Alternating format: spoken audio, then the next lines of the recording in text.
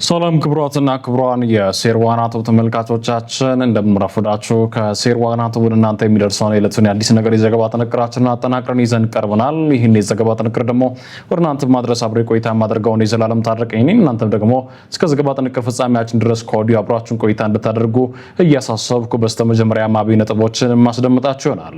ወደዛው አለፍኩኝ፣ ተከታተሉ።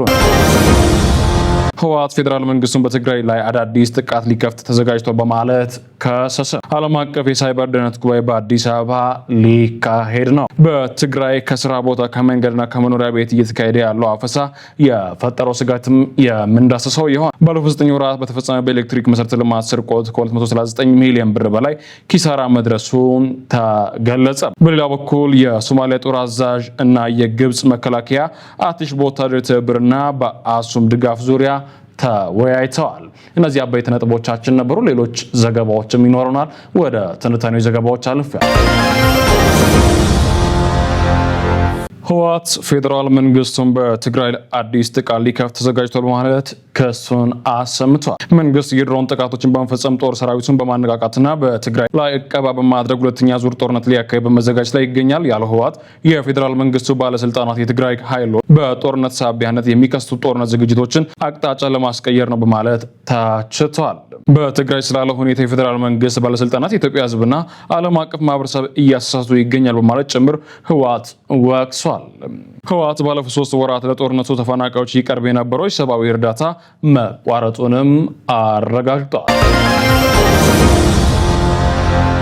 የኢትዮጵያ የሳይበር ደህንነት ማህበር ከተባበሩት መንግስታት የአፍሪካ ኢኮኖሚ ኮሚሽን ጋር በመካተት ዓለም አቀፍ የሳይበር ደህንነት ጉባኤ በአዲስ አበባ ሊያካሄድ መሆኑን አስታውቋል። ለአራተኛ ጊዜ ይካሄዳል የተባለው ጉባኤ ዘንድሮ በዲጂታል ትራንስፎርሜሽን እና በሰው ሰራሽ አስተውሎት ኤአይ ዘመን የሳይበር ደህንነት ጉዳይ በሚል መሪ ቃል የሚካሄድ ይሆናል። ይህ ጉባኤ የአፍሪካ የዲጂታል ደህንነት መሪዎችን፣ ባለሙያዎችን በአንድነት መድረክ ያገናኛል ተብሎ ይጠበቃል። ሰኔ 17 እና 18 ቀን 2018 በተባበሩት መንግስታት ድርጅት የመሰባሰቢያ አዳራሽ ዩኤንሲሲሲ በሚካሄደው በዚህ ጉባኤ ላይ ኦፕሬተሮች፣ የቴክኖሎጂ ተመራማሪዎችና የግሉ ዘርፍ መሪዎች ይሳተፋሉ ነው የተባለው። መድረኩ በዋናነት በአፍሪካ እየፈጠነ የመጣውን የዲጂታል ሽግግር ተከትሎ የሚያመጣ የሳይበር ጥቃቶችን ለመከላከል የሚያስችል ስልታዊ ዝግጅት ላይ ያተኩራል ነው የተባለው። የኢትዮጵያ የሳይበር ደህንነት ማህበረሰብ ፕሬዚዳንት ዶክተር ብርሃኑ በየነ የጉባኤው አስፈላጊነት ያስረዱ የሳይበር ደህንነት አሁን ላይ የቴክኖሎጂ ጉዳይ ብቻ ሳይሆን የንግድ፣ የመልካም አሰራርና የምርምር እና የሀገር ሉዓላዊነት ጉዳይ ጭምር ነው ሲሉ ነው የገለጹት።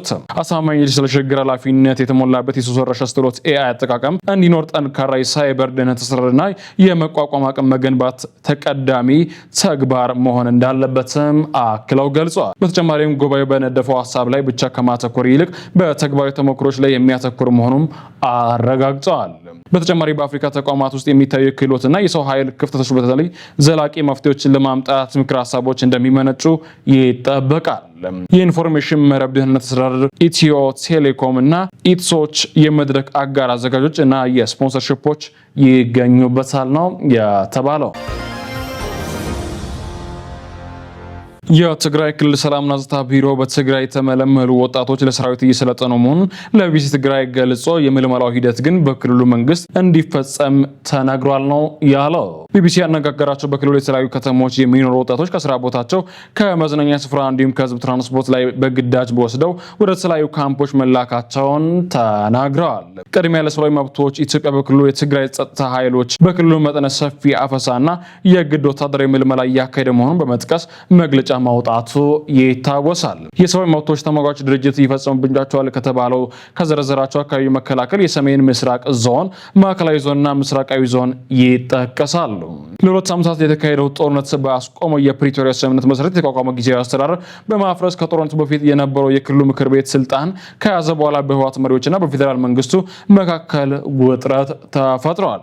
ተመልሶ ስራ የጀመረው ፈርሶ የነበረው የትግራይ ክልል ምክር ቤት የህጋዊ የፓርቲ እውቅና የተሰነዘረባቸው የህወሓት ሊቀመንበር ደብረጽዮን ገብረ ሚካኤል የክልሉ ፕሬዝዳንት አድርጎ የሾመ ሲሆን የጊዜያዊ አስተዳደር ፕሬዝዳንት ያሉበት ሁኔታ እስካሁን በይፋ አይታወቅም። በዚህም የተነሳ በክልሉ ሊያዞር ግጭት ሊቀሰቀስ ይችላል የሚል ስጋት የተፈጠረ ሲሆን የግዳጅ ወታደራዊ ምልመላ እየተካሄደ መሆኑን ነዋሪዎች፣ ፖለቲካ አመራሮች እና የመብት ድርጅት በመግለጫቸው አመላክተዋል። በተጨማሪ በደብረ ጽዮን የሚመራው የክልሉ መንግስት በቅርቡ ይፋ ያደረገው ረቂቅ ህግ እድሜያቸውና የጤና ሁኔታቸው የሚፈቅድላቸው ማንኛውም የትግራይ ተወላጆች የክልሉ መንግስት የሚያቀርበውን ጥሪ ተቀብሎ የመሳተፍ ብሔራዊ ግዴታ እንዳለባቸው ይደነግጋል። ይህን የማይቀበል ማንኛውም ሰው ከ10,000 እስከ 50,000 ብር ተቀጥቶ ግዴታውን እንዲፈጽም ይደረጋል የሚል አንቀጽ በረቂቅ ሕጉ ላይ ተቀምጧል። የትግራይ ተቃዋሚ ፓርቲዎች ህወሓት በክልሉ የግዳጅ ወታደራዊ ምልመላ እያደረገ መሆኑን በመግለጽ መግለጫ አውጥተዋል። የትግራይ ተቃዋሚ ፓርቲዎች ይህንን አስከትሎ አረና ትግራይ እንዲሁም ስምረት ፓርቲ ህወሓት የቀድሞ ተዋጊዎችን፣ ሚሊሻዎችና የትግራይ ወጣቶች በግዳጅ ለወታደራዊ ስልጣን በመልመል በማፈስ ወዳልታወቀ ካምፕ እየወሰደ ነው ሲል ባወጣው መግለጫ ከሷል። ቢቢሲ ትግርኛ በታጣቂዎች በአስገዳጅ ለውትድርና የታፈሱ ሰዎች ከወታደራዊ ማሰልጠኛ ያመለጡ ወጣቶችና ቤተሰቦቻቸውን እያነጋገሩ እንደሚገኝ ነው የተናገረው። ነገር ግን የአካባቢው መስራሮችና የሰላም ጽሕፈት ቤቶች ግን እየተካሄደ ያለውን ወታደራዊ አፈሳ አስተባብለው አልፈውታል። በአድዋ ከተማ የሚኖረው የአንዲት ሴት ልጅ አባት የሆነው ተስፋዬ ገብረ እግዚአብሔር በማዕከላዊ ዞን በሚገኘው አሰስ ወረድ ልዩ ስሙ አዴፌታ በሚባል ቀበሌ በባህላዊ መንገድ ወርቅ በማውጣት የሚተዳደሩ ናቸው። በዚህ በወርቅ ማውጣት አካባቢ የተሰማሩ ወጣቶች ቀን ላይ ወርቅ ሲያወጡ ይውሉና ሌሊቱን በያዘው አካባቢ ትንሽ ድንኳን ዘርግተው ያድራል። ግንቦት 13 ከማለዳው 11 ሰዓት ተኩል ወደ ስራቸው ለማይካሄዱ ከእንቅልፋቸው ሲነሱ ዙሪያቸው በታጣቂዎችና በፖሊሶች ተከበው 180 ወጣቶች አድፊተው ወደሚባል ትምህርት ቤት ተወስደው በአንድ ክፍል ቤት ተቆልፈው አደሩን ይተባል። ለደህንነቱ በመስጋት ስሙ እንዳይገለጽ የጠየቀና ከታፈሱ ወጣቶች መካከል አንዱ በማግስቱ ግንቦት 14 2015 ሲቪል የለበሱና የታጠቁ ሰዎች በመውጣት ወደ ግንባር ወደ ትጥቅ ትግል እንዲሄድ ነግረዋቸው እንደነበረም ተገልጿል። እንዲታፈሱ ከተነገረ በኋላ ወጣቶቹ በሶስት አውቶቡሶች ተጭነው በማዕከላዊ ዞን ነብለት አቅራቢያ ወደሚገኘው ስጉ ወደሚባል ወታደራዊ ማሰልጠኛ እንደተወሰዱ ቢቢሲ ያነጋገራቸው ግለሰቦች ይህን አክለው ገልጸዋል ማለት ነው። ወጣቶቹ ማይቀናል እና እድጋ አርባ መካከል ወደሚገኘው ወታደራዊ ማሰልጠኛ እንደተወሰዱ ቤተሰቦቻቸው መናገራቸውን በተመለከተ ለቀረበላቸው ጥያቄ ኮሎኔል የማወቅ ነገር የለም ሲሉ መልሰዋል። አፈሳው በሰሜን ምዕራብ በትግራይ ዞን ብዙ ቀበሌዎች በሚይዝና ግንቦት ወር የትግራይ ኃይሎች ወታደራዊ ልብስ የለበሱ ታጣቂዎች ቤት ለቤት በመዞር በርካታ ወጣቶች እንዲታፈሱ ታግተው እንዲወሰዱ ማድረጋቸውን ነው የገለጸው ማለት ነው። ይህ በአሁኑ ሁኔታ እንግዲህ ስጋቱ እንዲቀጥል አድርጎታል። የትግራይ ወጣቶች ደግሞ ከትግራይ በመፈናቀል ወደ ተለያዩ ክልሎች እንዲጓዙ እያደረገ ይገኛል ማለት ነው። በ2018 ባለፉት 9 ወራት በኤሌክትሪክ መሰረተ ልማት ላይ በተፈጸሙ ስርቆቶች ሳቢያ ከ139 ሚሊዮን 420 ሺህ ብር በላይ ኪሳራ መድረሱን የኢትዮጵያ ኤሌክትሪክ ኃይል አገልግሎት አስታወቀ። ይህም በሀገሪቱ በተለያዩ አካባቢዎች የተፈጸመ ያለው ወንጀል ድርጊት አሳሳቢ ደረጃ ላይ መድረሱን የሚያመላክት ነው ተብሏል። ባለፉት 9 ወራት ብቻ በተለያዩ የሀገሪቱ ክፍሎች 329 መሰረተ ልማት ስርቆት ወንጀል የተፈጸመ መሆኑን በአገልግሎቱ የሪጂናል የህግ አገልግሎት ድጋፍና ሰባ ኃላፊ አቶ ወንደሰን ጌታቸው ለአዲስ ዘመን ጋዜጣ ተናግረዋል። አክለውም እነዚህ ወንጀል የኃይሉና የትራንስፎርም ስርቆት ጨምሮ ለኮሪደር ልማት የተዘረጉ ኬብሎችን ያካተቱ ናቸው ነው የተባለው። የመሰረተ ልማት ስርቆቱ በሀገሪቱ ላይ እያደረሰ ያለውን ማህበረሰባዊ ኢኮኖሚያዊ ስብራት ከፍተኛ መሆኑን ያብራሩት አቶ ወንደሰን የትራንስፎርሜሽን ክፍሎችን የመገደብ ገመዶች በሚሰርቁበት ወቅት የኃይል አቅርቦት በድንገት የሚቋረጥ በመሆኑ የህብረተሰብ የዕለት ተዕለት እንቅስቃሴ በእጅጉ እየተስተጓጎለ እንደሚገኝ ተናግረዋል። ተቋሙ መሰረተ ልማቶችን ለማስፋትና ለተጠቃሚዎች ለማድረስ ያለውን የነበረውን ጠቃሚ ጊዜ ሀብት የተሰረቁትን ለማካተት እንዲውል በመገደዱ የሀገሪቱን የልማት ፍጥነት በእጅጉ እየጎዳ እንደሚገኝ ነው የተናገሩት። ችግሩን በዘላቂነት ለመቅረፍ የመንግስት የህግ አስከባሪ አካላት እርምጃ ብቻ በቂ ያለውን የጠቆሙት ኃላፊው ህብረተሰብ የጸጥታ አካላትና እያንዳንዱ ዜጋ እነዚህን የልማት አውታሮች እንደ ሀብቱ መቁጠር የመጠበቅና የመከላከል ኃላፊነት እንዲወጣ ጥሪ አቅርበዋል። ክቡራትና ክቡራን ተመልካቾቻችን ይህ የአገር ውስጥ ዘገባችን በዚህ አብቅተን ደግሞ ወደ ውጭ ዘገባዎቻችን የምናልፍ ይሆናል። የአሜሪካው ፕሬዝዳንት ዶናልድ ትራምፕ የኢራን ጦርነት የሚያስቆም ስምምነት እንደተፈረመና ዝርዝሩም ይፋ እንደሚደረግ አስታወቁ። የስምምነቱ ዝርዝር ይፋ ይደረጋል ተብሎ እየተጠበቀ ሲሆን ይፋዊ ፍርሚያ የማኖር ስነስርዓት የፊታችን አርብ በጄኔቫ የሚከናወን ይሆናል። የእስራኤል ጠቅላይ ሚኒስትር ቤንያሚን ኔታንያሁ በበኩላቸው ትግሉ አላከተመም ብለዋል። አገራቸው አሁንም በተጠንቀቅ እንደቆመችና በደቡብ ሊባኖስ ከውጊያ ነፃ የሆነ ቀጠና እንደሚኖራት ተናገሩ። የኢራን ፕሬዝዳንት ማሱድ ፔዠኪያን ስምምነቱ በአግባቡ ከተተገበረ ለኢራን የሚያኮራ ሰነድ ነው ማለታቸውን የአገሪቱ መገናኛ ብዙሃን ዘግበውታል። እንደ አሜሪካ ከፍተኛ ባለስልጣናት እንደተናገሩ የመግባቢያ ስምምነቱ መፈረሙን ተከትሎ የሆርሙዝ ወሽመጥ በአፋጣኝ ይከፈታል ተብሎ ይጠበቃል። በስምምነቱ መሰረት በሊባኖስ ወታደራዊ ዘመቻ መቆም እንዳለበት ተገልጾ የሊባኖስ ባለስልጣን ተፈናቃዮች የአካባቢ ደህንነት ሳይረጋገጥ እንዳይመለሱ ቢያሳስቡ ብዙዎች ወደ ቤታቸው እየተመለሱ መሆኑን ቢቢሲ ዘግቦታል።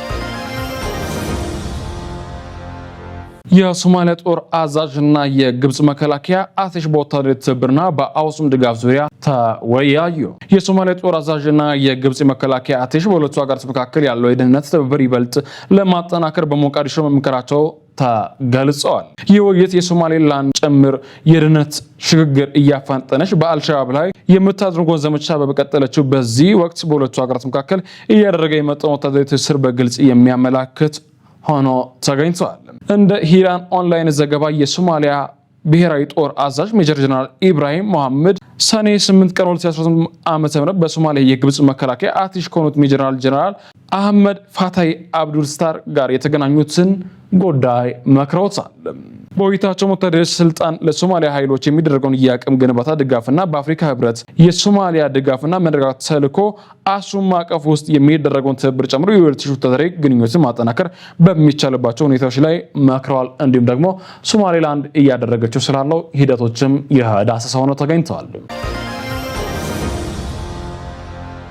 በመጨረሻ ዘገባችንም በኮንጎ ዲሞክራቲክ ሪፐብሊክ የተቀሰቀሰው የኢቦላ ወረርሽኝ እስካሁን ከተከሰተ ሁሉ እጅግ የከፋ እንደሚችል የአፍሪካ በሽታ መከላከልና የመቆጣጠር ማዕከል አፍሪካ ሲዲሲ ኃላፊ ማክሰኞ ዕለት አስጠንቅቀዋል። በአሁኑ ወቅት ከበሽታው ተጠቂዎች ጋር ንክኪ የነበራቸው በ10 ሺዎች የሚቆጠሩ ሰዎች ክትትል ሳይደረግባቸው መቆየታቸውንም አክሎ አንስተዋል። በቡሩንዲ በተካሄደው የአፍሪካ መሪዎች በበይነ መረብ በመሳተፍ ስብስብ ላይ የአፍሪካ ሲዲሲ ዋና ዳይሬክተር ቫን ካሲያ እንደተናገሩት ወረርሽኙ በአጭር ጊዜ ውስጥ ማስቆም ካልቻልን ቀደም ሲል በምዕራብ አፍሪካ በምስራቅ ኮንጎ ካጋጠሙ ወረርሽኝ የከፋ ይሆናል ሲሉም አሳስበዋል። ዋና ዳይሬክተሩ እንደ አውሮፓውያን አቆጣጠር 2014 እስከ 2016 ባለው ዓመታት በጊኒ፣ ላይቤሪያ እና ሴራሊዮን ተከስቶ ከ11000 በላይ ሰዎች ህይወት የቀጠፈ አስከፊ ወረርሽኝ እንደ አውሮፓውያን አቆጣጠር 2018 በኮንጎ ተከስቶ የነበረው በአንጻራዊ ሁኔታ የሞቱ መጠን አነስተኛ የነበረ ሌላኛው የኢቦላ ወረርሽኝ እንደ ምሳሌ ማንሳታቸውን ሮይተርስ ዘግቦታል። ክቡራትና ክቡራን ተመልካቾቻችን ለዛሬ ያዝናቸው ዘገባዎች ይህን ይመስሉ ነበር። ይህን ዘገባ አጠናቅሬ ወደ እናንተ ማድረስ አብሬ ቆይታ ያደረግኩት እኔ ዘላለም ታደርጋይ ነበር። ከሴርባና ቱብ ዘገባዎች ጋር ቆይታ አድርጎ ተዝናኑ። በዚህ ተሰናበትኳችሁ። እኔ ደግሞ